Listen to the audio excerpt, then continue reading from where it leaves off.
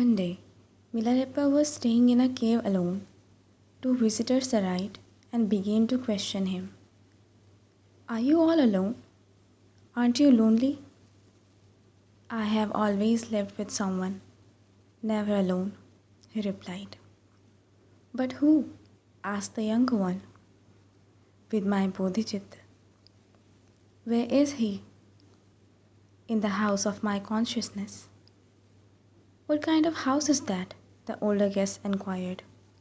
It is my own body. The man thought Milarepa was mocking. He said to his younger companion, Let us leave. This is a waste of our time. He is just being sarcastic. The young man answered, No, maybe we can learn something here. He turned again to Milarepa. Would you say the consciousness is the mind and the body the house? Yes, that is exactly what I mean, Milarepa replied.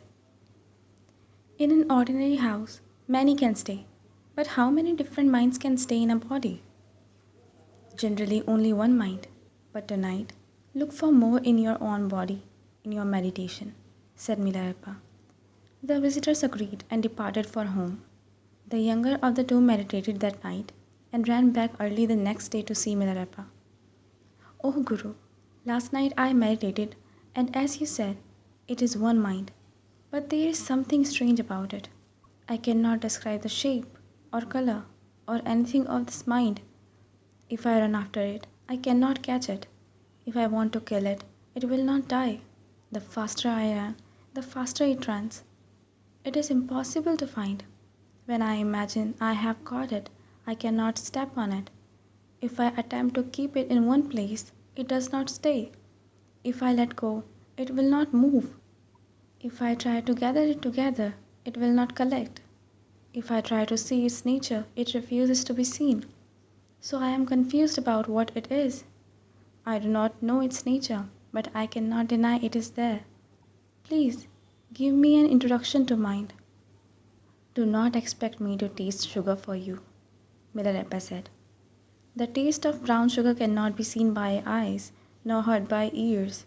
You must meditate and find it for yourself. Remember, the mind is not as someone describes it. These are just superficial clues. The mind can never be described. With clues received from others, just observe it for yourself. It can be seen only by your own awareness. The younger man requested more teachings. That is useless, Milarepa said.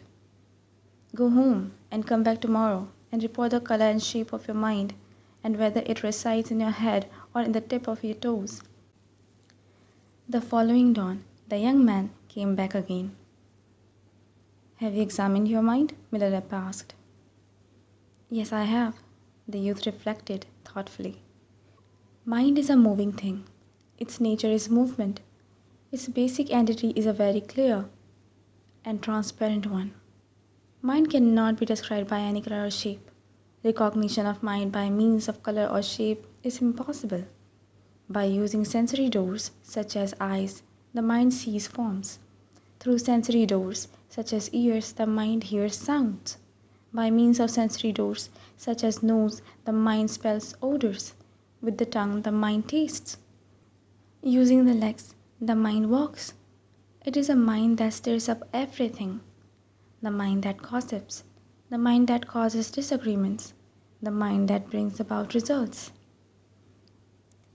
You have been able to observe the conventional aspect of the mind, Milarepa told him. Through this conventional mind, we accumulate negative potential and thus we wander through samsara. You have sufficiently understood the conventional mind. Now with this realization, if you wish me to lead you to the city of liberation, then I will.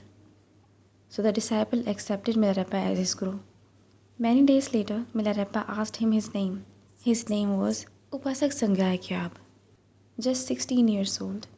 Then Milarepa gave his new disciple his first teaching on safe direction, refuge. From tonight onward, never break your close bond of taking safe direction from the three precious gems. Tonight meditate on observing whether it is the mind that protects and is helpful to you or whether it is the body. The next day, the disciple reported that it did not seem to be the body. Milarepa was skillfully guiding him into meditation on voidness and identitylessness, but without ever mentioning voidness or making a big thing out of it. To tell his disciple only after doing this meditation and gaining experience that this was voidness and not beforehand is an effective method. By being asked whether it is the body or the mind that protects, a person is compelled to examine deeply. Someone can feel well physically, but mentally they can be confused and upset. It is the mind that gives protection in this and future lives. These then are the different ways in which Milarepa taught and led people through meditation on identitylessness to the true nature of the mind. Thank you.